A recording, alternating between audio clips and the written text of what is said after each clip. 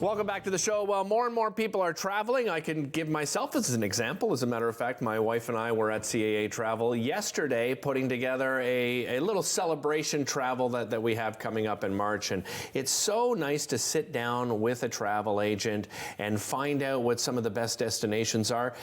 When you think about what your likes and dislikes are, and my next guest is going to help us with some of the latest trends for 2023. I'm joined by Patricia Marques. She is the Managing Director of Retail and Call Center Sales and Operations with CAA North and East Ontario. How are you, Patricia? Well done. You got through that, no problem. Thank you.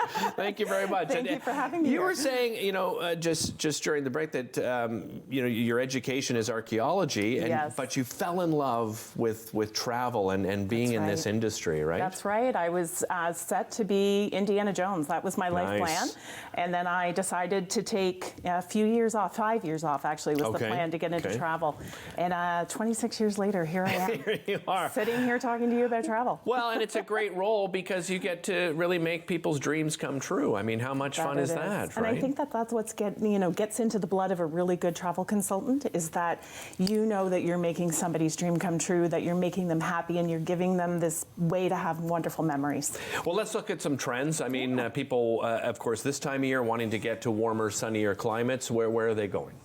So again, we're in the north, so we want to escape the cold. You just said yourself, you're heading off to Mexico. It's always very popular. Anything Caribbean right now or Florida, theme parks, Canadians love. Right. So definitely anywhere warm is a big hot destination. I understand Europe is, it's always on people's bucket list, but you're seeing a little bit more growth in the industry when it comes to European vacations as well. You bet. Right. And it's all about the I's. Iceland, Ireland, and Italy. Really? So if anybody is looking to go to any of those destinations, we recommend that you start planning as soon as possible because they do get full fast. Yeah, and the types of trips people are taking seems to change, right? I don't know if there's a cycle. I mean, you would know best in the industry, but what are we seeing right now? What are some of those interesting things that people are looking at?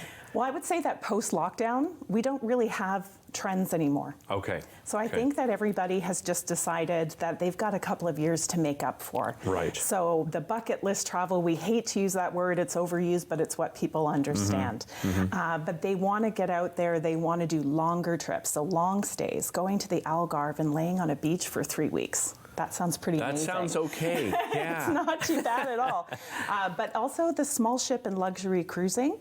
Everybody thought that cruising would be the last to come back. It was actually the first to come back. Really? That's fascinating. And especially the small ships. The people want to go something about 150 to 600 people max.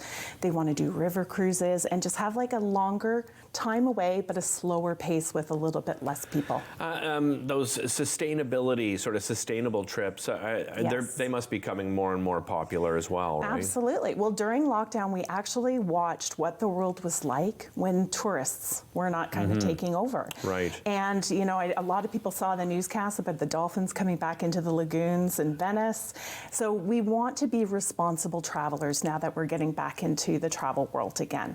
And that means looking at the partners that you travel with, looking at the companies that they're not using single-use plastics, say no to swimming with the dolphins and riding elephants, those type of things. We want to make sure that as we get back into travel, we're doing so responsibly. Couldn't agree more. And group travel too, right? I guess we're seeing multi-generational travel because, as you said, people haven't traveled for quite some time, and it's a great opportunity. And we haven't seen each other, right, for some time as well. Exactly. And you may still have somebody in your family that's a little bit nervous about traveling. So there's no better way than to get a group of people to go together. Have your own guide, have your own coach, go on a cruise ship and have your own dinner reservations and everything like that. So group travel is huge, but multi-gen, I would say, is the fastest growing group segment. And that's where, grandma and grandpa are taking everybody with them. It was just in Iceland, and there was a family of 30 with, walking around, and they were all thanking the aunt and uncle who sponsored the trip. So it was pretty incredible. Yeah, no kidding.